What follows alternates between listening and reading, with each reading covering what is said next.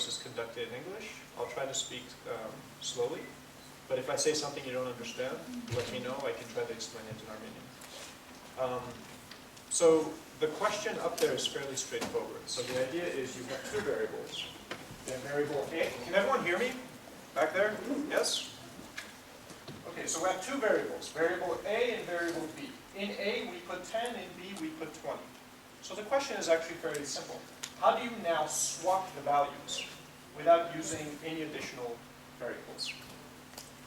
So someone who raised their hand that solved the problem without exclusive order, just purely math. Yes, sir, I'm listening. So first we sum A and B, like A to the 2. Perfect. So, okay, let's do one step at a time. Okay.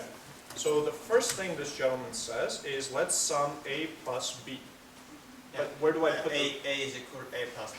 Okay, so inside of A, we're going to put the result of adding A plus B. Now, what is the result of adding A plus B? Well, that would mean that A would now have 30, and B still has 20. Is that correct, sir? Yeah. All Then right. B is equal to A minus B. Now we have B, which is equal to A minus B. In this scenario, A still has a value of 30, but B now has a value of 30 minus 20, which is 10. And finally, A is equal to A minus B again. A equals A minus B? Yes. A minus B. In this case, the value of A is, the value of B is still 10. And 10 minus 30 is 20, so the value of A is now 20. Voila. Is this clear to everyone? So the next time you go to an interview and they ask you to do this, no problem, right? You got this. All right. Perfect. Any questions, though? No questions. Awesome. Okay, so this is where we left off with the guard operator, and today we'll dive into the OR operator and then continue from there. But before we dive right back into code, a very simple reminder. You guys know this. I know you know this. Every single one of you knows this well, but I'm still going to repeat it. The reason why I'm going to repeat it is because I constantly meet people who know this, but still make the mistake of confusing them all the time. So correlation, I used Google Translate, for those of you who do not know what that is, means haraberak tsutsum. Do you guys know what that means? I didn't know that. That's okay. So so correlation does not mean causation. So what do I mean? So we'll do this and then we'll dive right back into JavaScript. Okay, this will be like 5 minutes. So what do I mean by this? Well, let me give you an example to demonstrate what I mean by correlation. Did you guys know that there is a strong correlation between foot size and intelligence? I'm not making this up. This is actually true. The bigger your foot, the smarter you are. There is a correlation there. If you don't believe me? How many babies do you know that are smarter than you? Okay. So remember, it's not causation. Having a small foot does not cause you to be less intelligent or a bigger foot more intelligent. Nor is there a causation going the other way, that being smarter makes you have a bigger foot. There is no causal relationship. One does not force the other to happen. They just happen to happen together, statistically speaking. Okay? There are a few more examples of correlation. So these are drowning deaths and consumption of ice cream. So it appears, based on this chart, that the more ice cream people eat, the more people drown. There is a correlation, but clearly there is no causation. If you eat less ice cream, you will not have less drownings. Nor if you drown less, people will eat less ice cream. That doesn't make sense. But there is a correlation. But the cause of this, of course, is not one or the other. It's actually good weather. When it's warm outside, people eat ice cream, people go swimming, they drown. Right? When it's cold outside, people don't eat ice cream, they don't swim, they don't drown.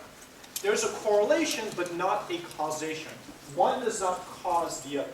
Right? A few more examples. So this is the global average temperature. Okay, never mind, I can't see the image. Oh, here we go. A number of pirates. So it would appear that the fewer number of pirates went down, right? Yeah. So number of pirates went down while temperatures went up. Again, correlation. The weather has nothing to do with pirates, and pirates have nothing to do with the global climate change, I would assume. One more quick example to illustrate this. Autism in organic food sales.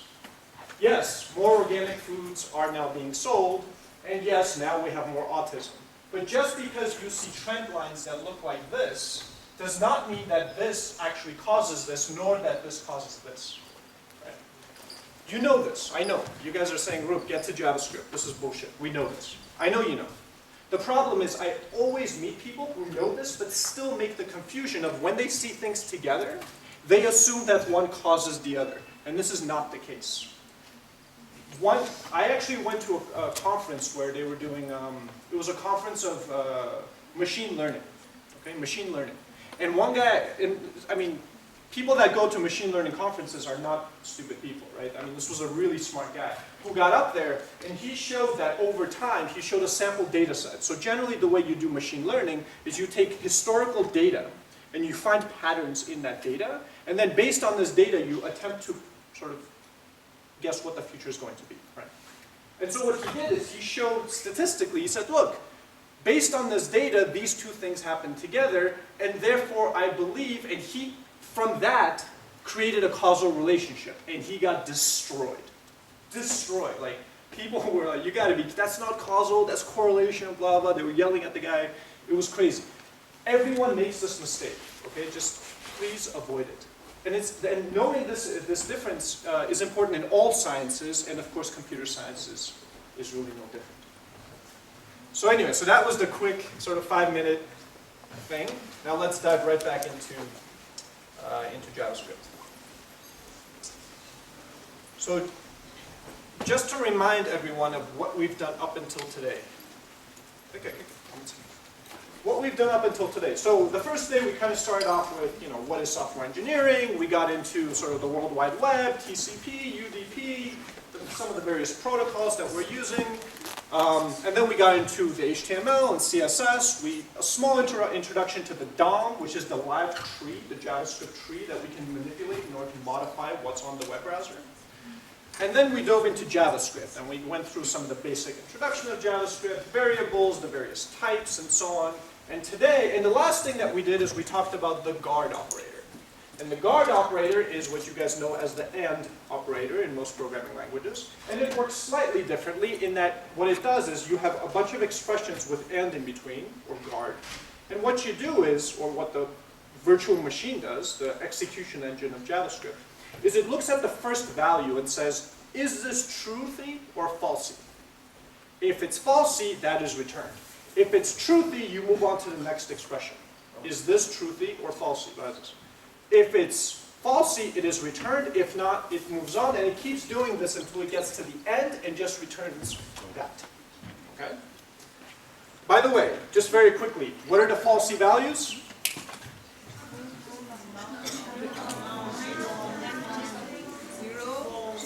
Zero false, null, zero false, null undefined. And empty string. Woo! You guys rock. All right. All right, let's keep going. So we got the guard operator. Now the OR operator, also known as the default operator. How does this work? This works slightly differently. So the idea behind OR is this. It does the opposite of what AND does. In other words, so you have your expressions and you have OR in between, right? So you start off with the first expression and you say, is this truthy? If it is, return it. If it's not, go to the next one. Is this truthy? If it's truthy, return it. If not, go to the next one. And kind of keep hopping like this until you get to the end and just return that. All right? So, a specific example. So, in this case, we have a label, a title, a name, and a variable. Okay. So if you were to just use a regular if statement, right? And you say if label, is label truthy or falsy? Falsy, right? Empty string, falsy. All right. So it would go over this guy and then go into this one. Else if title, is title truthy or falsy? Falsy. The value is undefined, right? It has no value inside. Undefined. So you would go over that one and then go into this one, where you end up by default setting v1 to whatever name is, which in this case is Yerevan. Right? Now what you can also do, hang on, let me demonstrate this example a bit simpler.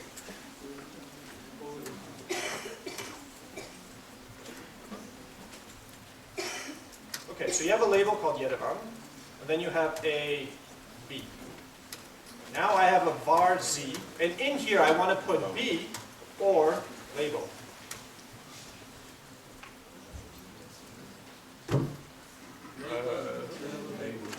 Label. Should be label. Ah, like? Merci. Okay. So this should be clear to you what's happening, right? Label has a value, B does not. B is undefined. So here we say we're going to set the value of z to B if it's truthy. So is this truthy, yes or no? It is not, so we go to the next one. Is this, well, we're in the last one, it doesn't matter. Return that, right? When is this useful? When do I do this a lot? Well, for example, I do this. Rf function, which takes, let's say, args. So args, let's say, is an object. Or you know what, how about this? Have it take a label. And then what I want to do is say something like label is equal to label or untitled. That works, right? If label is truthy, in other words, there is a label, that is what you will get. But in the case where you don't have a label, the default value would be untitled. So on your page, instead of saying nothing or undefined or null or something, you would see a text that would say untitled. Another time I will do this, so I'll do something like, let's say you have a callback. So callback is a function that is handed to another function. We'll study this later. But for those of you who know what I'm talking about, you can do something like this. Suppose you write a function that doesn't require a callback. You might do something like this. Callback is equal to callback, or something like $.noop. Okay, so noop is a thing in jQuery that means empty function. If you don't know this, forget it. Don't worry. Forget I said anything. But if you do, you get what I'm saying. Okay. So, we have the guard operator, and we have the default operator. Yes? Let's keep going. Statements, we have many of them. If, for, do, while, blah, blah, blah. You guys know, how many people don't know any of these expressions in any other language? Everyone knows these. Beautiful, you guys rock. So let's look at break. Now, if you've studied loops in other languages, you know what break is. But there's a nuance in JavaScript that many people who know JavaScript don't know about. You can break based on the name of a loop. Okay, here's what I mean. So in this case, I have two for loops. It's a nested for loops, right? So it's a for loop, and then inside I have another for loop, right? What I can do is I can name the loop. I can give the loop a name. In this case, I am giving this loop a name called loop. I can call this Yerevan, it doesn't matter, just a name, okay? Then what I can do is from within here, I can break out of this one by breaking by name. Cool, huh? Think about it. In many languages, you can't do this, right? You have to kind of break from here, then have another expression to break from there, right? You break from the inner loop, and then you break from the outer loop. In here, you can break immediately from this loop and jump out. It's cool, this is amazing. So, a lot of people I didn't know this until about a year ago, and then I fell in love with it, so.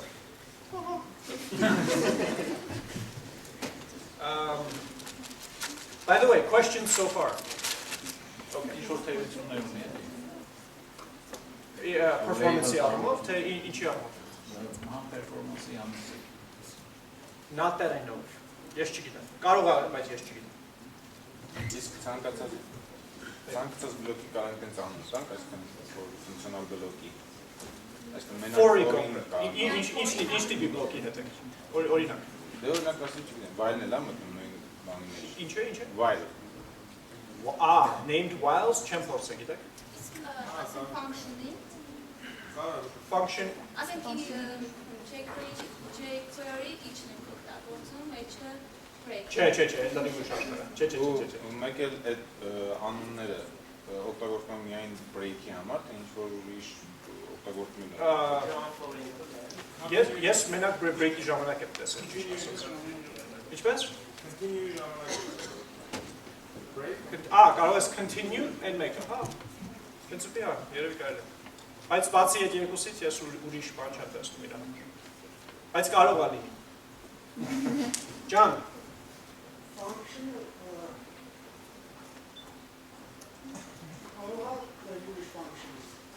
Կարող է ինչ։ First class function JavaScript Անշուշտ, 100%։ Ինքը functional ծրագրավորման լեզու է։ Ու մենք շուտով հեսա որ function են անցնենք, արդեն տենց բաներ կանենք, որ functioning-ը փոխանցենք, այսինքն function-ը JavaScript-ի մեջ դա արժեք է։ Ու նույն ձևով ինչպես կարող ենք int, ասենք, չգիտեմ, type փոխանցել, նույնպես կարող ենք ֆունկցիա փոխանցել։ Պատասխանեցի ձեր հարցին։ Ուրիշ։ So, okay. All right, let's keep going.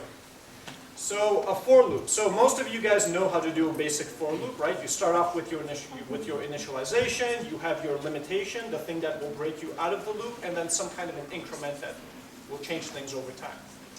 Okay, so we know this. But there's another way to use a for loop in JavaScript, and that is to iterate over the attributes of an object. Okay. So let me move this stuff out of the way so it's clear. In this example, I have this, oh wait, this is an array, one sec.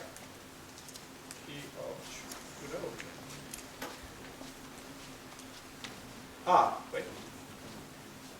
Okay, there.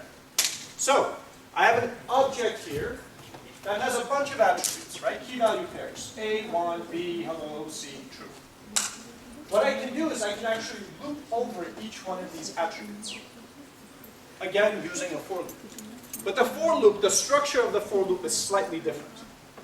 That looks like this. Let me get rid of this. So you say var, or you don't have to declare the variable there, but I'll say that later. So some variable, okay, in object. So what you're saying is, for every key that exists in the object, in other words, for every A, B, and C, loop over. Okay? Loop over. Forget this for a second. Don't worry about the if statement. For each one, loop over, and then for that object,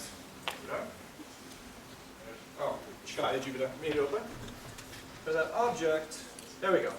Obj key. Okay? So we're going to do A, get the value of A. B, get the value of B. C, get the value of C. What is this? One second. And so we end up with something like this. I print the key, which is A, and then I print the value, which is obj key. B, obj key, C, obj key. Okay? So all I'm doing is looping over the keys, and then for each key, using that to look up the value in the object.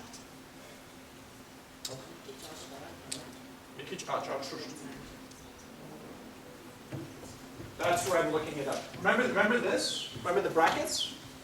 We were saying, why would you use brackets? So there are two scenarios. One is when you're using a variable name that is not valid, or a name that is invalid in JavaScript. You put it in quotes and you put it inside the brackets, right? Second time is when you have a variable. Because if I did obj.key, that would mean that I want the name key inside of obj, right? Yeah? I'll take out step. Չկա, ամեն ինչ ակնհայտ։ Ակնհայտ, obvious, չէ՞։ Ճիշտ եմ ասում։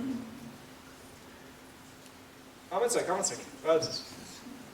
Okay, so we got that one. A switch statement. You guys know what a switch statement is.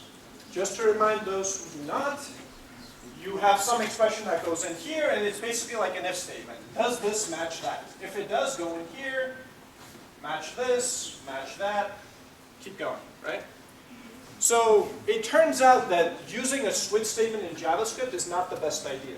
We can do something better. You can do this. The problem is I always notice that people will forget to put a break.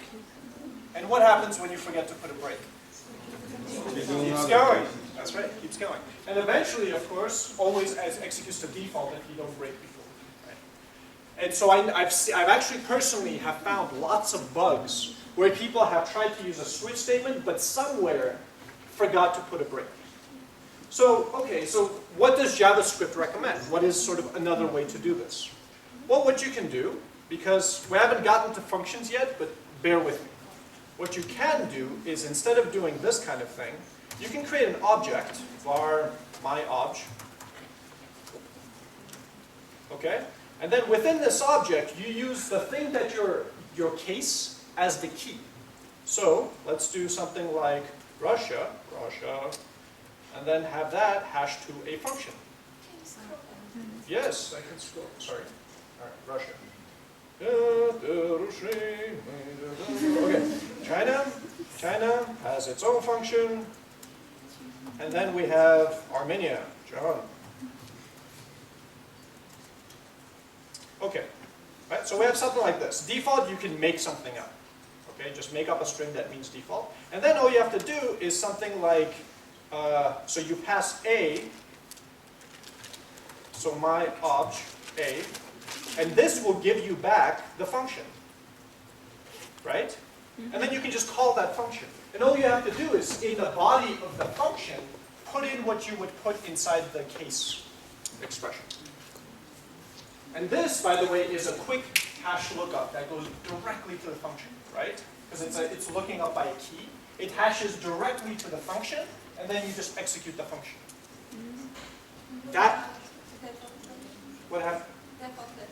Yeah, that's, so for default, you can make something up. I mean, call it something like, I don't know, something like that. And then, function, or in fact, you don't even have to put it in here. You can do this, watch. Aha. Let's use our OR statement. Ba, ba, da, ba. So it's this or a default function. Huh? So what happens here? We look up the function from here. If it returns a function is truthy. Yes? But if it's falsy, it goes here and picks this function, which is our default function.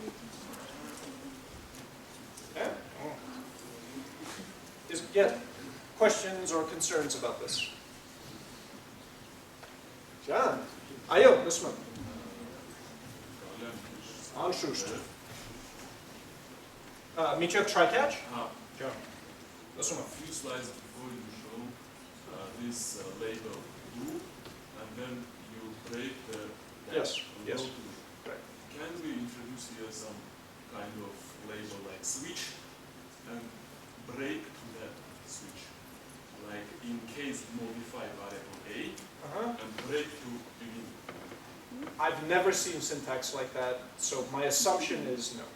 I just try to understand what was that look like the label go to. If we go back to, well, so the question is about the previous slide, not this one. Yes, more Okay. about that one, and just to understand better what was that loop semicolon. Yeah, absolutely. So, here's the idea. Yes, what is this? So This label, I can break going to switch in that case too. If it's label. So with switches, you can't do this kind of syntax, as far as I know. Only inside iteration. Only inside an iterator. For, Yeah. So specifically, the reason why this is designed is for this problem of nested loops. Because in order for me to do what I just did, I would have to now break out of this one, and then also break out of that one. Do you consider this approach like good practice? For example, following concepts like clean code, etc. Yeah. It's always not good to have inner loops.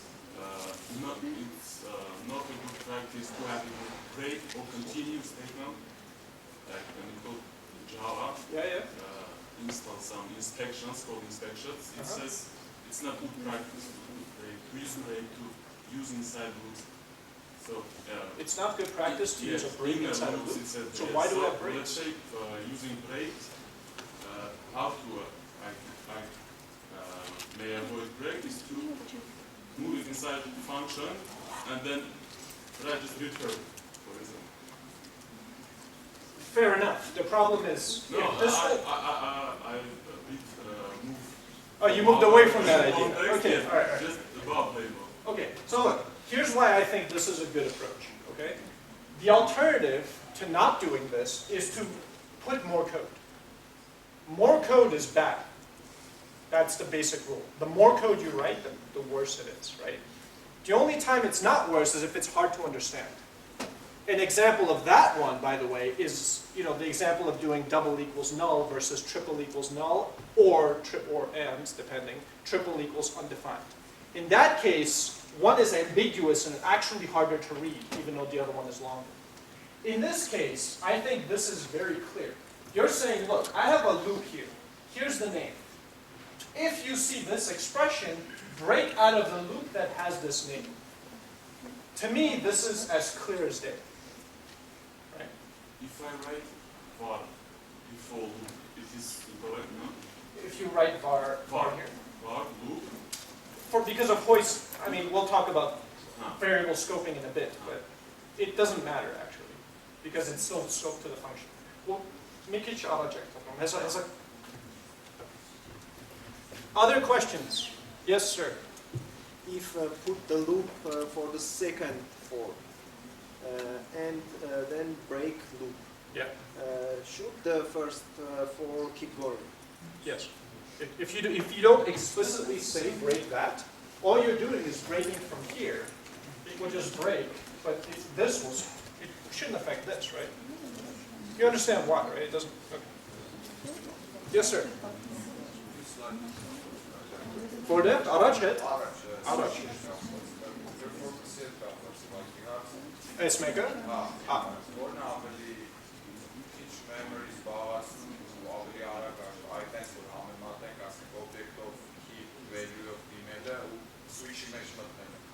Ֆունկցիան մի քիչ ավելի թարմ է, որտեղ ինքը ստեղծում է ինքն իր սկոպը։ Hence for memory առումով ես ենթադրում եմ, որ սա մի քիչ ավելի թարմ է, քան թե switch-ը։ Արագության առումով ես կենթադրեմ, որ սա պետք է որ ավելի արագ լինի, քանի որ hash lookup-ը ուղիղ ֆունկցիա է։ Ինքը չի քայլում վերևից ներքև, էլի, ինքը ուղիղ թռնում է ֆունկցիայի բաց։ Բայց ես մեկը չնայած այդ հիշողության խնդիրը կա, հա, խնդիր չի։ Performance-ի մի, չէ՞։ Ես մեկը կնախընտրեի սա, որովհետև բագերի քանակությունը ավելի քիչ է։ Իսկ մենք իմ համար ամենակարևորը, որ պարզ լինի ու աշխատի։ Այն մնացածը իմ համար երկրորդական։ Պատասխանեցի ձեր հարցը։ Ջան։ What if my object A return a false value like 0?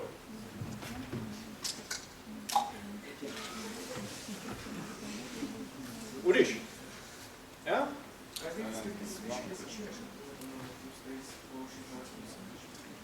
Ինչ question? Switch-ի փոխարի։ Հա, այս օրինակից։ Եթե մենք դնենք Armenia, մենք կհասնենք այստեղ։ Այո։ John. Armenia, for example, returns 0, but we want to get this. It's not about if it returns a 0? Well, okay, so that would be weird in this context, right? Because what you're trying to do is you're using this instead of a switch, right? So the assumption is that each one has to be a function. For this, to me, replace this with a 0 would be weird. I could, but why would I? You see what I'm saying, right? Answer. John, Իսկ չեն կարող այդ functionality-ին որ կա, որը ստուգում ակատը չկա, դնենք հենց մի անգամով օբյեկտի մեջ, օբյեկտի հայտարարման մեջ։ Այսինքն որպես default constructor ստեղծել։ Հա, constructor-ն ինչ ենք ասում։ Այո, կարելի է։ Հա։ Կարող եք, օրինակ կարող եք ֆունկցիա կանչեք հենց, որը որ ասեք տուր ինձ այն ֆունկցիան։ Ու այդ ֆունկցիան վերադասնի մեթոդ։ Այդ եմ ասում։ Ու այդ մեթոդը վերադասնի ճիշտ մեթոդը, այսպես ասած, հա։ Կամ եթե չկա default function։ Այո։ Այսինքն կարելի է encapsulate անել այդ սամ լոգիկան հենց օբյեկտի մեջ։ Այո։ Դասում եմ։ Հարցը անցած սլայդի բանն էր վերաբերում, որ եթե operator-ը օգտագործում են բանի համար, argument-ի default value որպես Անցած այս սլայդում չէ, էլի։ Հաստատ? Չէ։ Այս սրա մասը։ նա որ բանը or operator-ը որ օգտագործում ենք, որ argument-ի default value տային։ Ստեղ։ Չէ, ստե չէ։ Ստե որտեղ մենք գիտենք որ function-ը։ Okay, չգիտեմ։ Default operator-ը Դուք ասեք, ուր գնանք։ Ստեղ։ Լսում եմ։ Եթե ասենք բանը CV-ին բանը Ինչ է։ Չէ, եթե ասենք ինչ-որ int տիպի օրինակի Number. համար, zero valid բանը լինի, արժեք։ Okay. Մենք դե օրը Այո, ճիշտ եք ասում։ Okay, so I'll say this in English. So with numeric operators, using an OR is dangerous, right? Because the operator value may be 0. Right? So unless you want to skip over 0, you have to be careful there and actually compare it to null or undefined or something like that. Okay? Okay. We can just check inside or. You can just check inside of the OR. Yes, exactly. Good? John, this one. Yes, I've had good. SS, John? This one.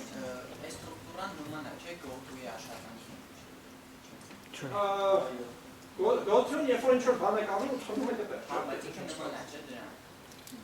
Just թռնում եք այդքան։ Նման չի մենակ այնքանով, որ սա չի ասում խրիսն է, սա ասում է ստերից ընդհանրեն դուսարի։ Կարանք հասկանանք, որ out-of for-ից հաջորդ Կարող եք օրինակ ֆենսիվի, կարող եք փոխանցեք, որ այս ասում է go-to step։ Այդ նկատին։ Կարելի է։ Իմ ասած ինչն է, որ ասենք go-to-ի bad practice-ը որ մենք պիտի ունենք կոդի մեջ կանգնանք այդ որտեղ հավելած։ Այո։ Բայց այստեղ այդ խնդիրը չկա, չէ՞, որտեղ այստեղ loop-ի scope-ը ակնհայտ է։ Ու սա ընդհանրապես ասում է կոնկրետ այս loop-ը, որը որ ունի այս անունը, իր curly brace-ներից ընդհանրապես դուրս է։ Մի քիչ ավելի բարձրացնում է այդ խնդիրը։ Հասկանաք։ Ընդունում եք իմ ասածը։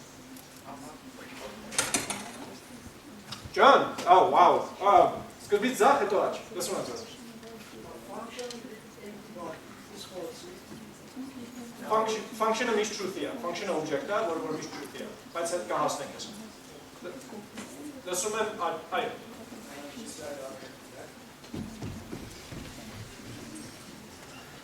Միս առաջ, ներություն։ Այս մեկը, թե մյուսը։ Այս մեկը։ Այս switch case-ում կան երկու case-երի դեպքում մի ֆունկցիա աշխատում, այսինքն Ռուսաստանի, Չինաստանի համար կարող եք օրինակ break-ը չի։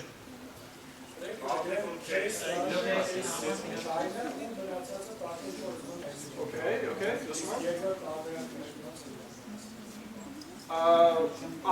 Առաջինը կարող եք մի ֆունկցիայից ուրիշ մյուս ֆունկցիան կանչել։ Այսինքն դուք հենց ներսում, եթե հենց շատ եք ուզում անեք, օրինակ ստեղ Ռուսաստանից ես կարող եմ անեմ this, չգիտեմ,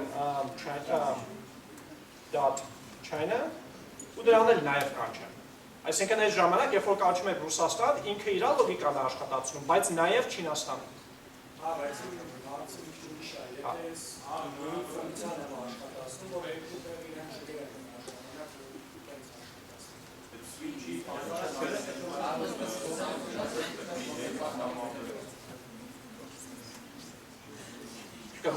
Հազար ներողություն ես ուղղակի կամ չեմ հասկանում հարցը, ով որ հասկանում կարող եք իմ տեղը պատասխանել։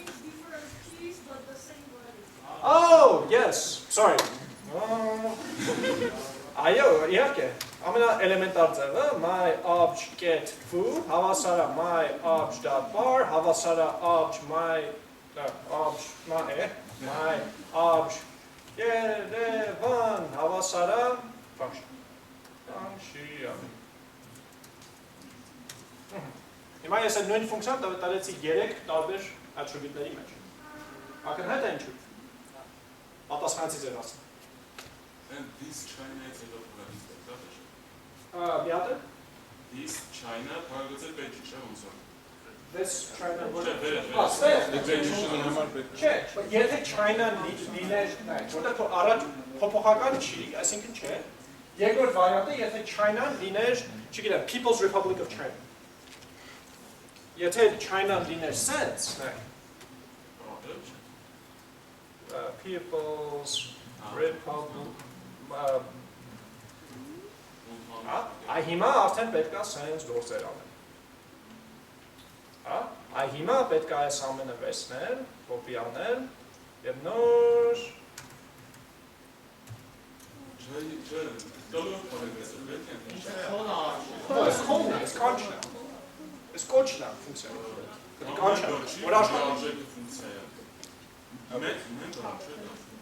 Սա վերադասում է ֆունկցիա, չէ՞, միջև ստեղ։ Սա կանչում է ֆունկցիայի։ Այսինքն իմ նպատակը սա ինչ է, որ միշտ երբ կանչում եք Ռուսաստանի ֆունկցիան ինքը տակից նաև կանչում է Չինաստանի ֆունկցիան։ Էջ բանը, բայց ուղղակի ուզում եք ցույց տալ ու կարելի է։ Լսում եմ ձեզ։ Can I place a label in front of, for example, threads? Threads. Yes. JavaScript is single threaded. We'll get to that. So no, I guess is the short answer. Actually, well, you can name a function and then have the function using set type. We'll get to this. You can kind of, the answer is yes, but kind of. Okay? Ուրիշ հարցակար ժողով։ Չկան։ So, գիտեք սա։ Շարունակեցինք։ Try catch. For those of you who have written Java or whatever, you know what this is. Try catch. It's very simple. If an exception is thrown, you can wrap it with a try catch. You can also throw your own exceptions, by the way. You can do throw, and then you can throw whatever you want. So here's the nuance. Nuance. Nuance. You can throw anything. It doesn't have to be a new error, blah, blah, blah. You can, for example, throw the string Yerevan. See? And here I caught it, here it is, and then I did caught, and then whatever this is, error, which is that. So we caught Yerevan. I can throw a number. I can throw an object. I can throw an object which has a toString method in it.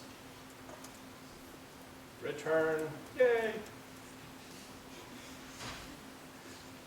Okay, so the idea behind this is very simple. You can throw anything you want and then catch it as long as you wrap it with a try-catch block. Finally, is something that is always going to get called, regardless of if you have an exception or do not. I often do this, by the way. I often will use finally independent of a try-catch block. When do I do this? If you ever apply a lock in your code, let's say you're incrementing some value that will lock some resource. It's a good idea to put the part that unlocks the resource inside a finally. Why? Because now you're guaranteed to always unlock the resource at the end. I did this when I was coding in Java, and now I do this when I work in JavaScript. So if you have some sort of a lock, like my lock ++, right? Let's say you have something like if my lock is greater than 0, or you can just say if my lock is truthy, then return. So this will protect this code from running when my lock is anything more than 0. Okay? But what I can do is increment my lock. Now I've locked it down. No one else can touch this stuff. Do my code, and then inside of finally, do my lock minus. Okay? So whenever you're releasing locks, always try to release them inside of a finally. Because if you try to release it inside of your code, and there's an exception, your lock is now locked forever. And now your whole system stops. Does that make sense? Yes, sir.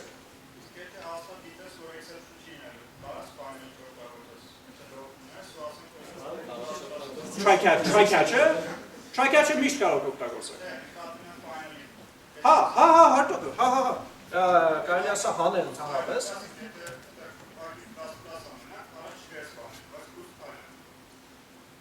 Սենց ասեմ, հա, ես միշտ, հասկանում եք, այդ ինչ որ դուք ասացիք, որ դուք ենթադրում եք, որ exception չի լինի։ Նախ եւ առաջ դες բան չկա։ Ընդունում եք իմ ասա, ասենք միշտ կարող է ինչ որ կարող չեք մտածել կամ ինչ որ, չէ՞, մենք հատուկ չենք անում որ exception։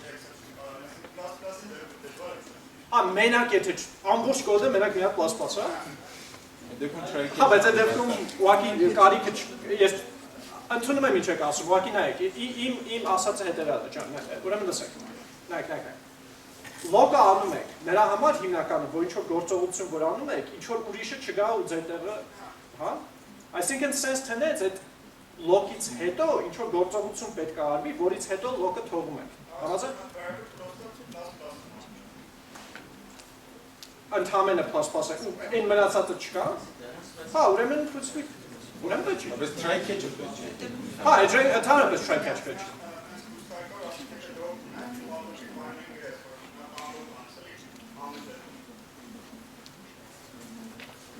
Մի հատ հարցը ձևակերպեք, ես ուշադրի լսում։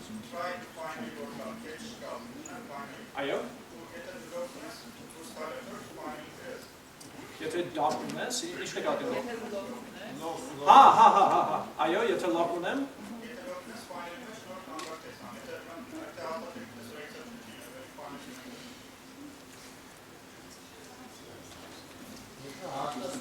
Եթե հաստատ գիտես, որ exception չի լինելու, հարցը նայում է թե արժի ֆայլի մեջ դնել թե չէ։ Ես ենթադրում եմ, որ հաստատ իմանալը որ չի լինի մի քիչ դժվար է, բայց եթե իրոք հաստատ որ ասենք մի հատ տող է, հա, օքեյ, ընդունում եմ, այդ ուրեմն ավելորդ կոդ է, ու ավելորդ կոդը միշտ ավելորդ է ու չարժի։ Եթե դա է ձեր ասածը 100% համաձայն։ Այո։ Այդ դեպքում ստացվում է որ մենակ try օգտագործենք, որ դեպքում իմաստն է։ Չէ, իր ասածը հետևյալն է, ժողովուրդ, նայեք։ Ինքը ասում է, եթե ես ունեմ շատ էլեմենտար կոդ, ասենք ունեմ ինչ որ log-ը արեցի, չէ՞, log plus post, չէ՞։ Ու ստեղ ինչ որ, չգիտեմ, ինչ եք անում, ինչ որ b++, հա, ինչ որ տենց։ Հա։ Ինքը ենթադրում է, որ սա այնքան էլեմենտար operation է, ու քանի որ ինքը իր կոդը լավ է հասկանում, ինքը ենթադրում է, որ սա հավանականություն է, որ սա իրոք exception կգցի այնքան ցածր է, որ principally try catch charge-ի, try finally charge-ի, որպեսզի սա unlock անի հետո։ Ընդունում եմ, եթե տենց scenario կա, որ դուք հաստատ գիտեք ու եւ այլն, ես ուղղակի չեմ հասկանում ինչի log կանեիք, եթե ընդհանրապես increment եք անում։ Այդ արդեն log-ի դերը ես չեմ հասկանում։ Եթե ընդհանրապես log եք անում, increment անեք ու unlock։ Որովհետեւ հիշեք, որ մի thread կա։ Այնց խնդիր չկա, որ ստեղ մեջտեղը կարող է ուրիշ thread գա ձեզ interrupt անի։ Ձեր այդպես խնդիր չկա։ Հա, Java-ի բանն է, օքեյ, հա, օքեյ, Java-ը լրիվ ուրիշ, հա։ Java։ Իսկ ասենք finally Meschian չկա, ուղղակի try catch-ից դուրս բերես, ասում ես ինքը catch-ը անելու շարունակել է, չէ՞։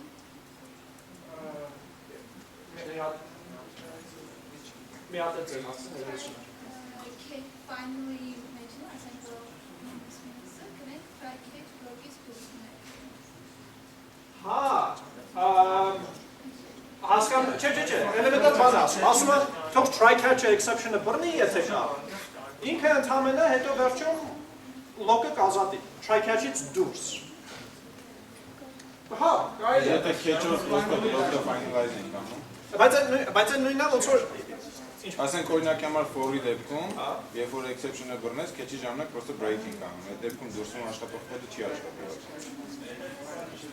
Եթե catch անում եք, հետո catch-ի մեջ դուք break եք անում։ Հա։ Ժողովուրդ, հա, ջան, դասում եմ ձեզ։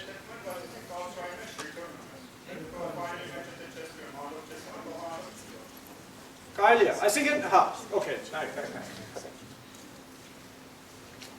Միշտ կարելի է համ catch-ի մեջ ցանկացած լոգիկա դնել, համ file-ի մեջ ցանկացած լոգիկա դնել, համ էլ կարող եք ուղղակի try catch-ի մեջ բռնել ու միշտ ոնց որ try catch-ից դուրս, ինչպես Անան առաջարկեց, այն safe գործողությունը անեք ուղղակի try catch-ից դուրս։ Որն եք ընտրում այս կոմբինացիաներից, իհարկե կախված է թե դուք ինչ եք փորձում։ Ինչ-որ exception թռավ, այդ ժամանակ կհասնի դե։ Չէ։ Այդ ժամանակ այդ պետք է նորից try catch-ով փակու դες գնում։ Հա, այդ խնդիրը կա։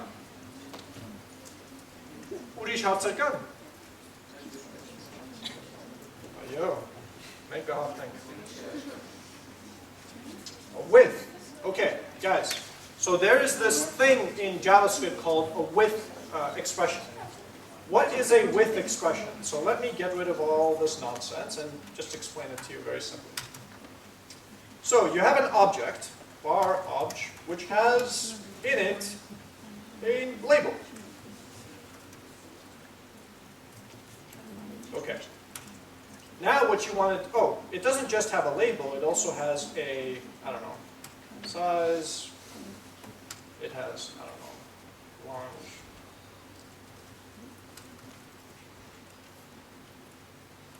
Introduce me back now. And now you want to modify the attributes that are inside of this object. Okay? So the question is, how can you do it? Well, there are a few ways. The obvious way that we learned is you just do obj.label equals, I don't know, wait, Georgia should not override Armenia. Let's override Latin. Obj.lat equals whatever. We changed the location. Okay? So, okay, fair enough. Now suppose you have to do many of these, right? Suppose I want to choose the latitude, the longitude. I have to keep doing obj, right? Okay. So the idea behind the width is to kind of attempt to get away from this. What you can do is something like this. What was the syntax? I think it was with obj. Label, okay, good, let's move on. Console.log, obj.label. Czysta syntax? Aha, czysta. Okay, so.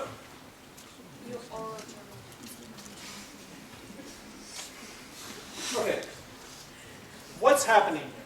What's happening is that any variable that you put in here, or any label, is interpreted to be a member of obj. So rather than doing obj.label, you simply wrap with obj, and then within it you use label, which is the member of obj, and you override it with a 3. Does anyone not understand this part? Okay, now that you know it, don't use it. Listen to this.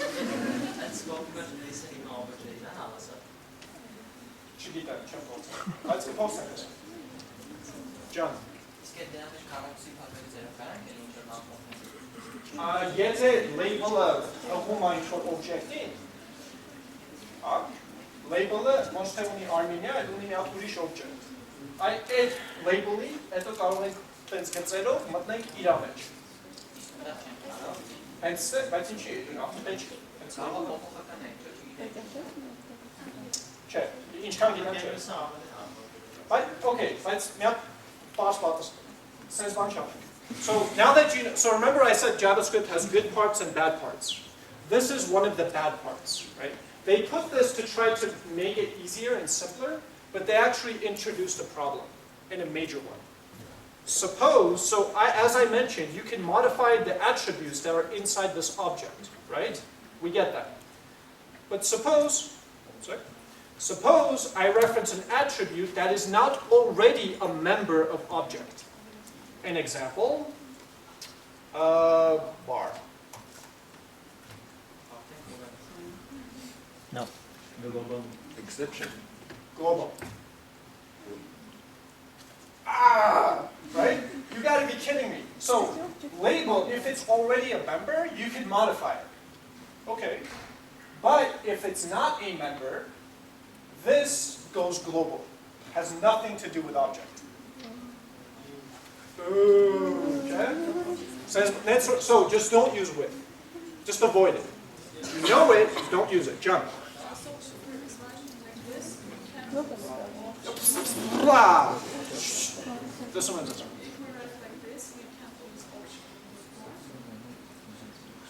God. Well, you know, the whole idea, no, you outside of it you can. But in here, no, because this is, you mean, can you just do obj.label in here? Yeah. Yeah. Yeah, of course. Yeah, no, this does not preclude any other syntax. Yeah, absolutely. Yeah. No, I think what you use more harsh than the current obj that bar. Չէ, որտե բարը բարը, այսքան է դա խնդիրը ստեղ։ Okay, հայրն ասում։ Բարը, քանի որ արդեն հենց սկզբից չի պատկանում օբյեկտին, չէ՞։ Մենք label-ը պատկանում է օբյեկտին, չէ՞։ Այսօր։ Չէ՞։ Քանի որ պատկանում է object-ի, երբ որ ասում ենք object-ի with object-ում գործ ենք անում, հա։ Երբ որ մենք label ենք անում, ինքը անմիջապես ենթադրում է, որ այս label-ը էս է։ Ու այսինքն, երբ որ դնում ենք ստեղ 3, ինքը Արմենիան հանում է, տեղը դնում է 3։ Դա բարձր, չէ՞։ Bar-ը բայց object-ի մեջ չկա։ Ու ինքը ինչ անում, ինքը դրա տեղը ենթադրում է, որ bar-ը քանի որ չկա, դուք ընդհանրապես assignment operation եք անում։ Այսինքն, bar փոփոխականին դնում եք a, դնում եք 5, բայց քանի որ bar-ը չեք ստեղծել, ինքը չկա։ Default, by default։ Փոփոխականները, որոնք որ var-ով կոնկրետ մտցին չեն ստեղծվում, գնում են global, որը browser-ի մեջ window object-ը։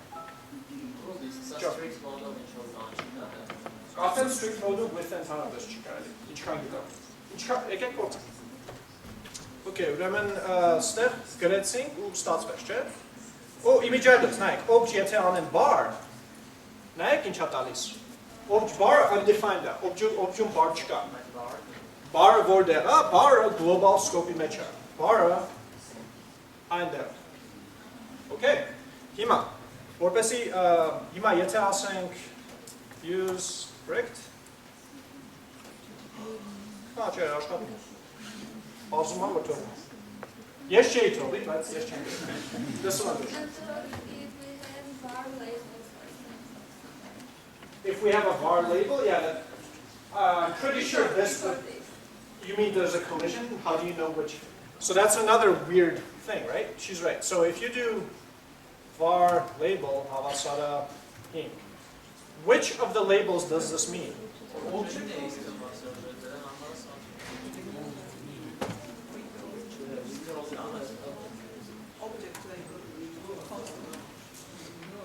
Console log object label. Oh, sorry. Wait. Object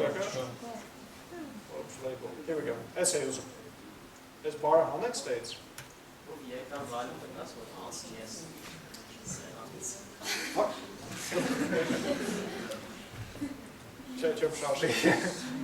Եթե label-ը global լինի, եթե label-ը չէ, այդ ժամանակ այդ էսա կհասնենք, բայց local փոփոխականն է միշտ ավելի ուժեղ է, քան թե global։ Կոպիտ ասած, ամենակոնկրետից ենք սկսում ու գնում ենք դեպի վերև։ Ուղղակի with-ի մեջ ինքը label-ը վերցնի object-ի scope-ը։ Նայեք, sense եթե անեմ, nայեք. Quick thing, guys. Whenever you create variables, JavaScript allows you to do that, but don't do that.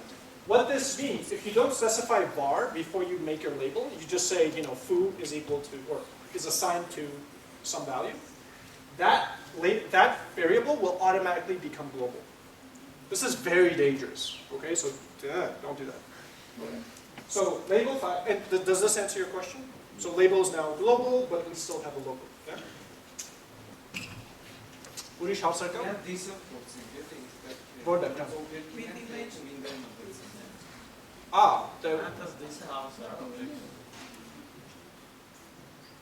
Yeah, so this, I'm assuming this is probably window here. Yeah. Okay. Good? We get this. Okay, don't use with. Okay. All right, functions. Let's get down to business. So JavaScript is awesome. One of the reasons that makes it awesome is that it's a functional programming language, right? It allows you to use functions like values. In fact, what you guys will see is that functions are themselves objects. Okay? So just like any other object, you can make an assignment to it, you can pass it as a value, you can do all kinds of interesting things, right? Okay, so there are two ways to declare a function. One way is to say function, the name of the function, and then you define the function. So here are my arguments, and then here's the body of my function, okay? There's a second way, and the second way you make your function, and remember this function now represents an object, right? It's a value. And then you take that value and you put it into the sum variable, okay? So there are two ways. You can either make a function and put it into a variable, or you can declare a function.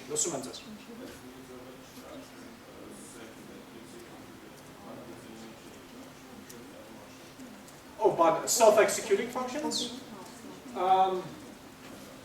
Yes, let me get to the, I'll get it. Łagiet bana, anonymous. Okay, that's like awesome. Okay, so there's actually a big difference between declaring it this way and declaring it this way. What do I mean by this? So, if I do add here, so the parser, the JavaScript parser, by the way, quick thing, guys. So if we finish JavaScript today, maybe if we don't, we'll do a bit more tomorrow. But then we're going to get into languages. That is going to be awesome. We're going to see how parsers are created using PEG, where we're going to define a grammar. We're going to use that to actually parse a bit of string. We'll study regular expressions a little bit, and we'll get our hands dirty into how do you take a text and convert it into a parse tree. And then the assignment for that night will be to actually write an execution engine for that parse tree. It's going to be really cool. I'm very excited. Anyways, okay, back to this. So what does the execution engine do? What does the JavaScript execution engine do? So it actually goes through your code 2 times. Okay, 2 times. The first time it's gathering information, and the second time it's executing the code. Okay? So the first time, it gathers 2 kinds of information. One has to do with variables, which we'll discuss in a little bit. The second thing it does is it looks for all the functions, all the things that are declared in this way. So it starts from the top, goes through and goes add. Oh, there's an add function. Add function. Goes through, okay, done. Then it goes back up here and it sees that you're calling add. Well, it knows about add, right? It recorded it. So add, even though it's defined here, exists here, and you can actually use it. Get that? Huh? Funcția de obiect il a canum, բայց այս կոնկրետ երբ որ դուք define եք անում ֆունկցիան sense, ֆունկցիա եւ իր անունը, հա, ֆունկցիա հետո իր անունը, ինքը անենց կատեգորիին է չամտնում, հա, it falls into a category where the parser, or not the parser, the execution engine, when it starts walking from top to bottom, gathers this and records it, puts it into a separate data structure, and then it executes it, and when it executes it, it already has add in its data structure, and you can use it. So you can define a function after you use it. You get that? How many people do not get that? I can explain that again. Wow, John. Okay, cool. But it does not work this way. This will not work. Because for this, it just sees this as a variable. And the second thing, by the way, that it will do, I'll just say it now. So the first thing it does is it looks for all the functions, right? But the other thing that it does is it looks for all the variables. And it will take every variable that it finds inside the function, inside the block. And it will put that name, that variable declaration, at the top. But it will not put the actual assignment up the top. It will only put the declaration of the variable at the top. The assignment still happens here. So sum in this block is undefined. It's not until you get to here that sum now has a function in it, and after that you can use sum as a function. We'll spend a bit more time about scoping, variable scoping today, don't worry. But that's kind of how it works. So, what's this add doing? It's simple. It takes 2 variables, adds them together, returns that. Yes? Easy. What does this do though? This does something a bit weird. So every function has a reserved word called arguments. Okay? Arguments is, it looks like an array. It's not actually an array, but it looks like an array. You can iterate over it. You can do for, blah, blah, blah, right? You can loop over it. And what arguments is, it's a list of every argument that has been passed to your function. So the cool part about JavaScript is in order to do function overloading, how many people don't know what I mean by function overloading? Okay, I don't believe you. So function overloading means you take a function and you give it lots of different behavior. And depending on the input, it will behave differently. That is overloading, right? So you're putting a lot, you're overloading it. You're putting a lot of behavior onto one function. And the way you can do this is you can do this based on the arguments object. So you study the arguments object and you say, what was given to me? jQuery, for those of you who know this, does this a lot. So jQuery generally, when you create a plugin for jQuery, you give it one function basically. Something like, I don't know, pop-up. And pop-up, if you call it at first with an object, it says, oh, you're initializing. If you call it with like a name and a value, it says, oh, maybe you're making an assignment. If you call it with just one string, then maybe it says, oh, you mean to open the pop-up or close the pop-up. Basically, that one function will look at the arguments that you give to it, and based on the values of these arguments, will actually have different behavior. Okay? So in this example, what is this doing? We're taking something, right? I don't know. We create a variable called sum, so initialize it to 0, and then we're looping over every argument.length, i++, right? So we're looping over every argument. And for every argument, we're adding, so plus equals is the same thing as sum equals sum plus whatever that is. Right? You guys have seen this in other languages. So we're adding sum to every value that exists. In other words, what we've created is a function that can take arbitrary number of numbers and add them all up together. Not just 2, not just 4, but any amount. It will just loop and add them all up, and then return the result. Pretty cool, right? Yeah, so this is an example. So console logs sum, that's calling this sum, and we're passing in 1, 2, 3, 4, 5, and we get, that's this one, 15. We can also do 6, 7. You get the idea. Yes, sir? How come we don't need a semicolon after the body of the function? We do. Then why does it print? So, your question might be, how did that work? Yeah. So, JavaScript has something that is known as automatic semicolon insertion. So, JavaScript, again, going back to a little bit of history, was designed not for you. It wasn't designed for programmers. It was designed for like designers and people who weren't engineers, right? People who weren't taken seriously, people who were just kind of playing in the browser. This is how they thought, right? It's stupid, but this is how they thought. And so they thought, let's make a language that's really stupid simple to use. Let's forget var. We don't need var. Just make a name and that's okay. We don't need semicolon. We got that. When you make double equals, we'll guess what you mean by double equals, right? If you compare a string to a number, we'll try to figure out what you mean, and that might be true, even though that makes no sense, right? So this was the approach, and this approach led to a whole bunch of really bad things. One of the bad things, and this is an example that I bring up a lot, is this. Because of automatic semicolon insertion, console log. Yeah, that doesn't work. Look what happens. When you call sum here, sum returns an object with an A, right? Oh, sorry, that's syntax error. Let's do A. Okay. All right. It returns an object, right? Return object, and we get Can anyone tell me why this happened? Except vegan, because I know you know. This bug is because of this here's what it does. It goes, oh, silly goose. Here's what you meant. And here's what happens. Okay? So, by the way, one of the reasons why when you're coding in JavaScript, curly braces always go up, not down. Okay? I know in C# and other languages, people like to put these in the next slide. In JavaScript, it's a rule. Always put it up here. Always. Always put it up here. Right? It's a convention. Stick to it. Other questions? All right. Scope. All right, let's get into it. This is where things get exciting. Why? Because this is where people always make mistakes.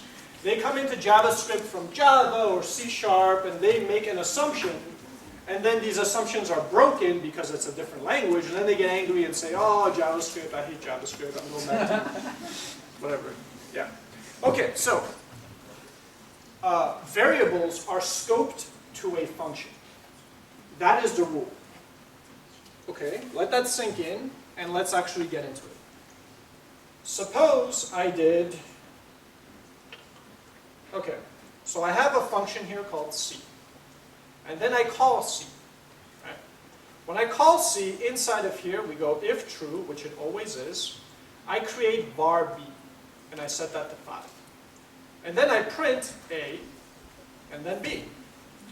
This one, I'll tell you how it works, and then we'll go through examples where you guys tell me. All right?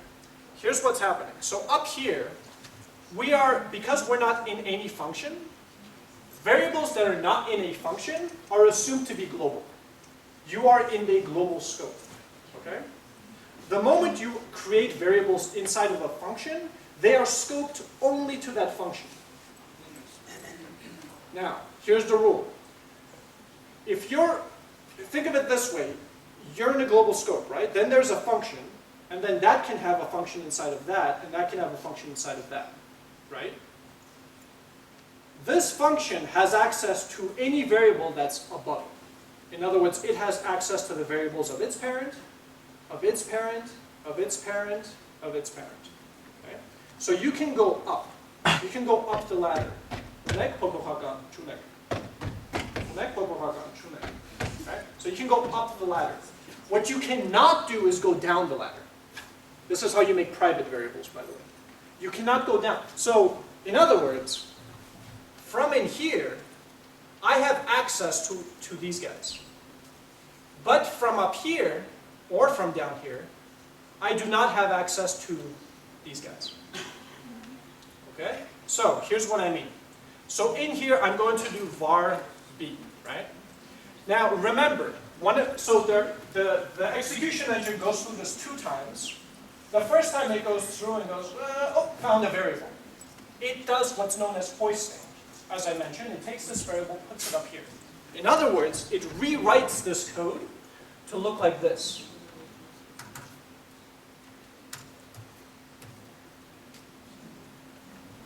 Okay? That's called hoisting. So you take a variable and you go, hoisting, right? You pick it up and you put it at the top, right? Hoisting. Then it goes, okay, if true, okay, you go in here, b is now assigned 5. So now this b has a value of 5, right? Then you go here and you try to print a. First thing it does is it tries to find a within this scope. Is there an a created in the scope? Yes or no? No. So we go up the ladder to the parent. And we say, John, Unek, A, here we go. And A has a value of 1, right? So, when we print this, we get 1. Alright? Then, B. We check B in the local scope. Do we have B in the local scope? Yes. And there it is. And B has a value of 5. And so, we get 5. Okay? Now, here's the thing. Notice, up here we also have a B. Right? But when you have a local variable B, it wins. You always check your local first, then you go up, you check there. You go up, you check there. And you take the first one you find. Okay? One question, please. Yes, sir. So is there a way to directly access to the parent, for example, scope? Yes. Or to scope output? Yes. Yes, there is. So, wait, no. Okay, so there's one way to do it, but you have to add it to an object. In other words, we know that A, by default, is global, right? So that means I can, even though this, or B, how about this? B is global, right? So I can do window.b, and now B will be 2. Now I'm explicitly accessing B, which is global. So if we have B in that scope and upper, yeah. So we have B that something. So in any case, it will access to a variable in that scope, right? So okay, so if you just refer to a variable just by its name, just the name, right? B. It's going to use. Two objects with the same name. two objects with the same, they have to be added to some third thing in order for you to refer to the specific thing. Otherwise, it's how do you know, right? Okay, so if you refer to a variable just by its name, it's going to use the rule where it's going to pick the first one it finds going on. The first one, it doesn't matter. If you want to be specific, now you have to name it. You have to add it to some named object, and then say, for that object, give me that value. And since that, but you have to make sure that that object is now available here. And so on. You get it, right? John, this one. S main. Çerim. Այս է։ Այս դեպ global է, չէ՞։ Այսինքն պատկանում է window-ին, այսինքն մենք կարող ենք կոնկրետ ասենք, իսկ եթե ասենք սա մեջտեղը կար մի հատ ուրիշ ֆունկցիա, չէ՞։ Այսինքն մի հատ ուրիշ ֆունկցիա կար, որի մեջ կար նաև այս ֆունկցիան։ Հարցը նրանում է, թե իսկ ծնողի ֆունկցիայի փոփոխականները ոնց դիմենք, եթե բլոկափոփոխական կա, չէ՞։ Այդ ժամանակ այդ իր հարցն է։ Այդ ժամանակ արդեն պետք է կապցնենք ինչ-որ ուրիշ բանին, ու ըստ այդ բանին հասկացա, չէ՞։ John, this one. Concerning quality of function, the first row, if you don't define var b. The first one, in here. No, in here. Ah, John, ha. That. Huh? B refers to global b. Yeah. So again, follow the rule. The rule is this. You check local, does B exist? If not, you go here, B exists. B is here, we assign 5 to B, so now we change B from 2 to 5. Yes? John. Jude. That's right, I got some check. Oh, lovely. That's the check. Anyhow. Okay. We got scope. We understand kind of how it works? Sort of? Okay. I'm going to ask John. Can we have a short break? Oh my goodness, yes. I'm very sorry. I get very excited and I lose track of time. Yeah, 10, maybe 15, 10. Let's do 10. 10 minutes. Woo! Rock and roll. Thank you.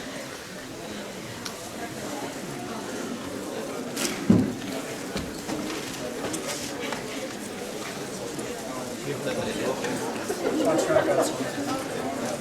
Let's see.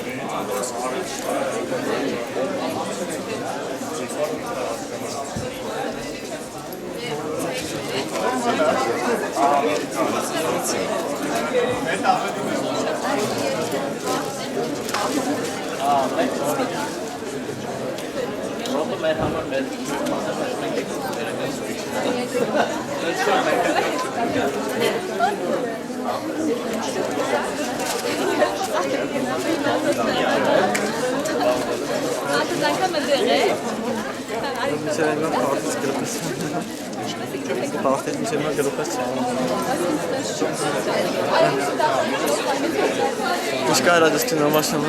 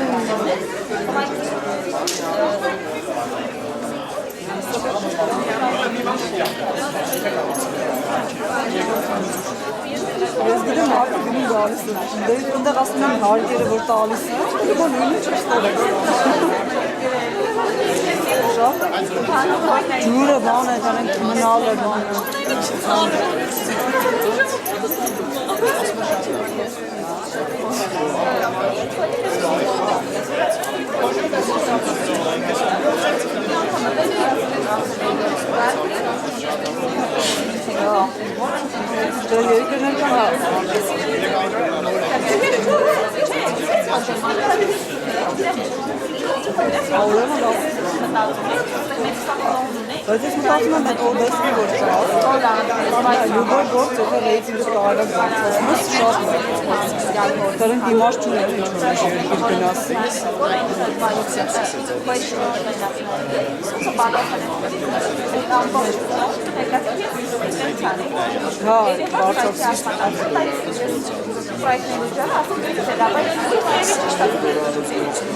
Ima jesam na tatma je to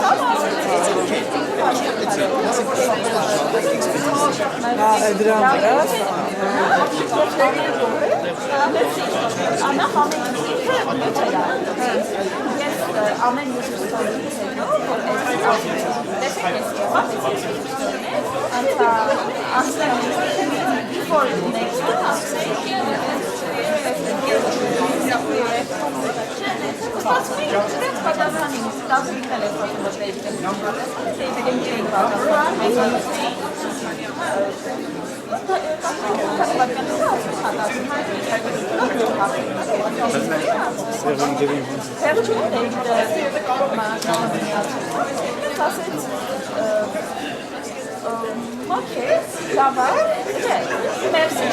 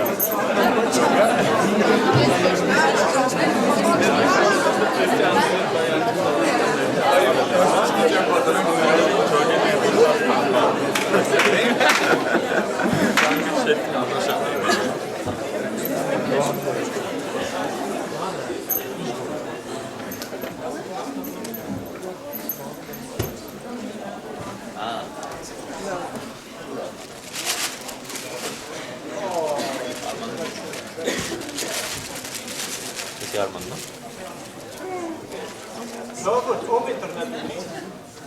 Company, you connect? It's ready Wi-Fi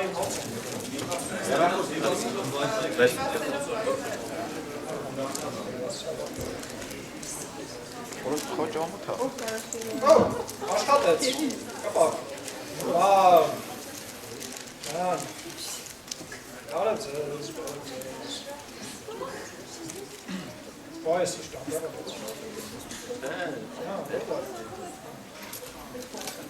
Okay. Guys, so I wanted to review scoping with you guys because this is a common thing where people make mistakes, right? People make assumptions about where the variables are scoped to, and then, yeah. So, to review this, let's go through some examples. This is where you guys come in. Now, I would ask for people who are pretty solid, I know who you are, Anna. People who are solid at JavaScript, the people who are kind of starting with JavaScript, for whom scopes are kind of new, I want you guys to answer, okay? What happens here? Can anyone tell me? 10. I have a 7, I have a 10. Do I have anything else? No, you don't have scope. I don't have scope. 7. Okay. Okay, sorry. I should have read to you what it says. When executed, what will be the value that is alerted? Yapın kaçı geçmişler. Yes. Yeterli kaçı Okay, let's go through this. We have a var a that is set to 10. Is a greater than 5? A is now, we put now 7 into A, and then we alert 7. Beautiful. So, I think the answer is 7.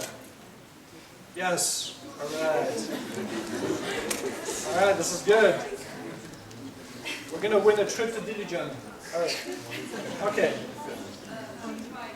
What is the value here? 5. So, this is going to get hoisted. Right? And then A, because if true, we're here, A has a value of 5, so we have 5.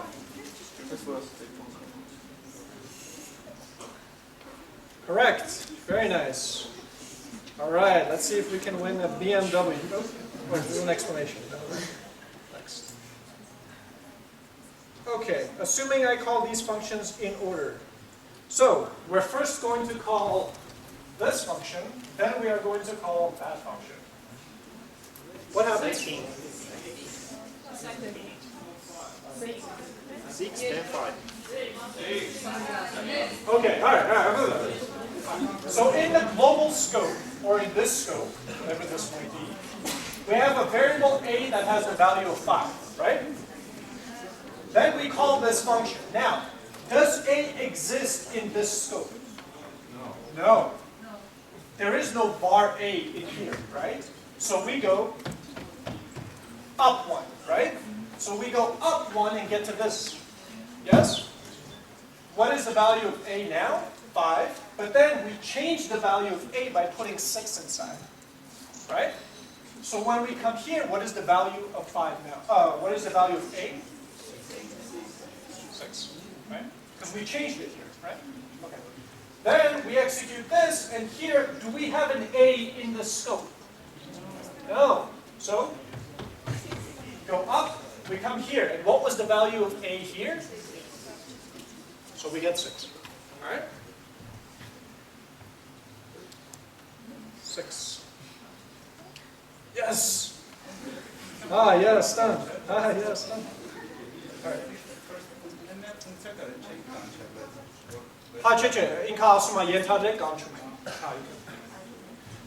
Okay, assuming I'm calling these functions as well. So I call first, then second. Okay, first, second. İnce alırdım. So, we call the first function, and we say window, which is the global scope. That's the global scope. Window.a is 3. Yeah? We put 3 inside of a in the global scope. Right? At the very top. And think of the global scope as the top of the ladder. Okay? Once you go, you can't go anymore. Okay, so fair enough. Then we call this, does A exist in the scope? Yes or no? No. No. So we go up all the way until we get to the very top. Until we get to the roof. And the roof is window, which has A that is set to 3. Yedek. So 3 is what I think the value is. Correct. Beautiful. All right. Money, money, money. All right. Okay. There are now 2 variables with the same name. A. Which one does it pick? Okay. Imagine we're calling this function, right? So we call this function what alerts? 7. That's right. So we have A in the parent scope. Let's just say that's the global scope. We go into here, we declare a local variable, a variable that is scoped to this function A, and we put 7 inside. Then we print A. We first look for A in the scope. Does the scope have a local A? Yes. Yes. There it is. And the value is 7, so we get... Beautiful. Yes. All right. Ooh, that's a fun one. Yeah. What do you think?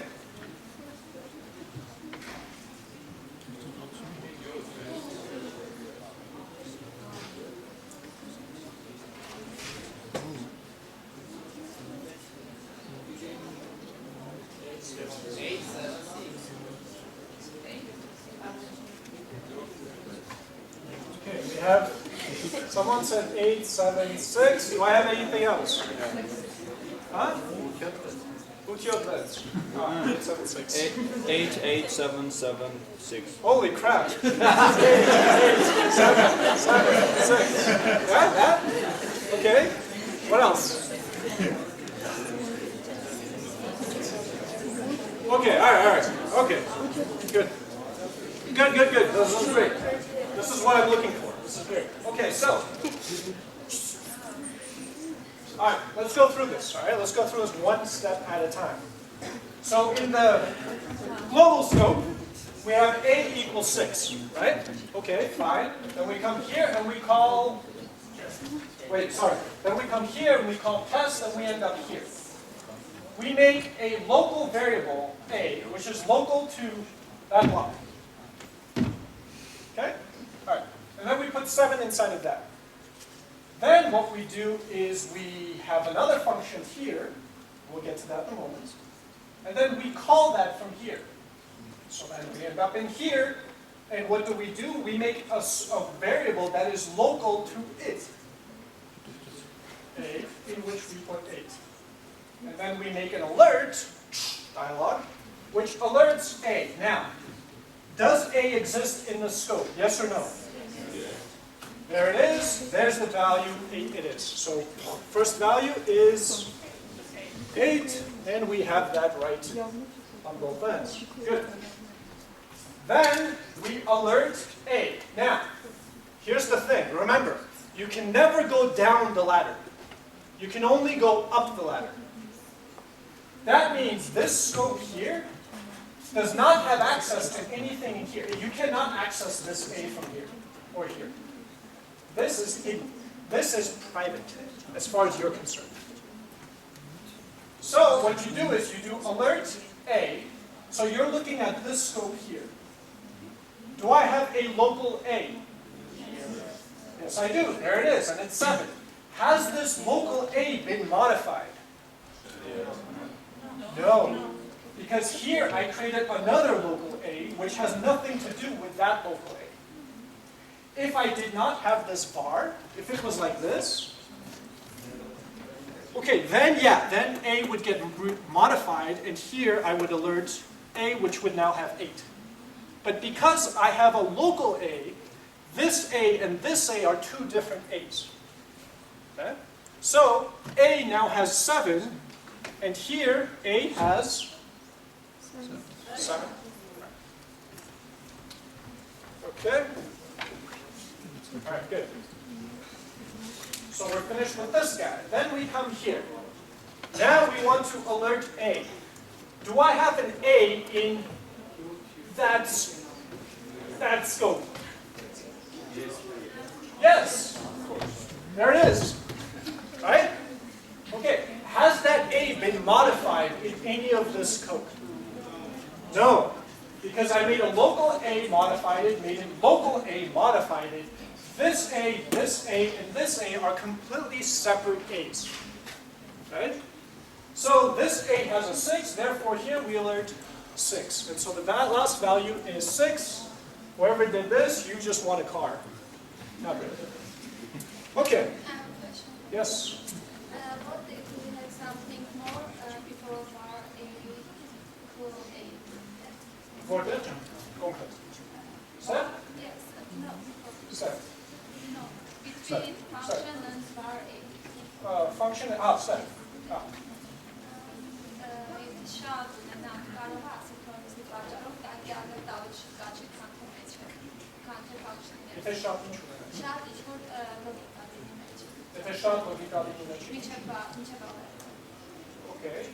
Բայց var A-ը մեկը հույս կապի, չէ՞, ինքը։ Չէ, ալերտից առաջ ինչ-որ մեծ դոկտակ։ Okay, okay. Կարող է function-ից հետո կանչող alert ներքևը ավելի շուտ կանչվի, քան թե function-ի վերջին կանչվի։ Սա կանչվի միջև սա։ Միջև դրա վերջի alert։ Եթե սա time-out անեցնես, հա։ Եթե չէ, interrupt չկա, հնա, ինքը sequential է։ Ինքը միշտ վերևից ներքև է, չէ, ինքը չի ասում սա։ Ապասնացի ձևս։ John, this one. On the first row, Yeah. we have A equals to 6. Yes. Is that A global variable? In this code, yes, but yeah, in this example. So if think of it this way, any variable that is not inside a function